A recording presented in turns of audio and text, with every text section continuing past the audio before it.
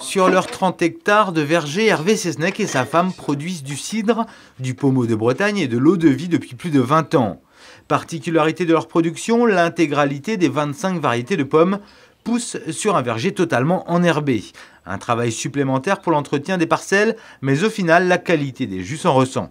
Donc l'enherbement, c'est exactement comme si les pommes tombent sur un joli tapis. En conservation, ça améliore la qualité du fruit puisqu'il n'y a pas de dégradation, elle se conserve très bien et ça amortit sa chute aussi.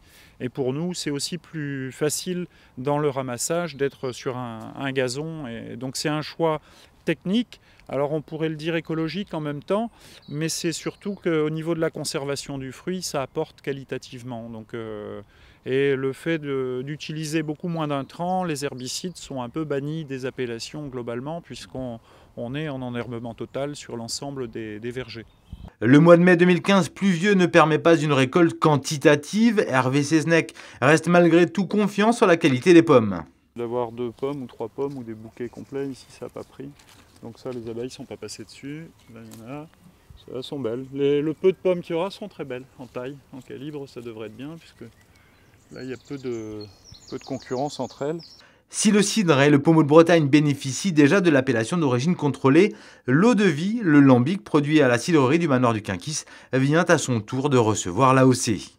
Donc ça, c'est une eau-de-vie fraîche, c'est l'eau-de-vie de cidre de Bretagne, donc qui vient de passer en appellation d'origine contrôlée depuis février dernier. Et donc là, on a toutes les demandes d'identification qui sont à mettre en route. Donc on était en appellation d'origine réglementée jusqu'à présent, et là on rentre dans le cercle des eaux-de-vie nobles françaises, le cognac, l'armagnac, les calvados et eau-de-vie de cidre de Bretagne, notamment notre fameux lambic de Bretagne. Entrer dans le club très fermé des AOC a un prix, se tenir au cahier des charges très strict imposé par l'INAO, l'Institut national de l'origine et de la qualité. De l'espace géographique à la qualité des sols en passant par le mode de distillation, tout est passé au peigne fin pour décrocher le sésame.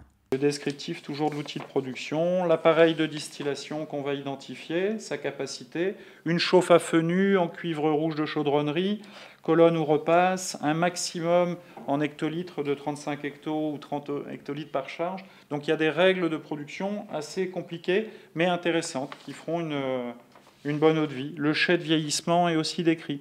Mais le jeu en vaut la chandelle. Mogan et Hervé Seznec s'ouvrent avec ses AOC de nouvelles voies de commercialisation qui dépassent largement les frontières bretonnes.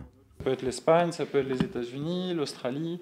On a des clients exotiques, Singapour, Saint-Martin, La Réunion. J'irai bien en visite voir mes clients, j'ai pas le temps, mais bon, on fait quelques clients, mais on a des clients un peu partout à travers le monde. On n'est pas délocalisable, mais je pense que nos eaux-de-vie seront fortement exportables. Et bon, bien sûr, on en aura toujours à consommer en local pour flamber une crêpe ou à prendre en digestif. Mais je crois que perçu de l'extérieur, l'appellation d'origine contrôlée, les signes de qualité d'une manière générale sont des références avec nos pommes et notre lambic de Bretagne, dont on peut être fier aujourd'hui.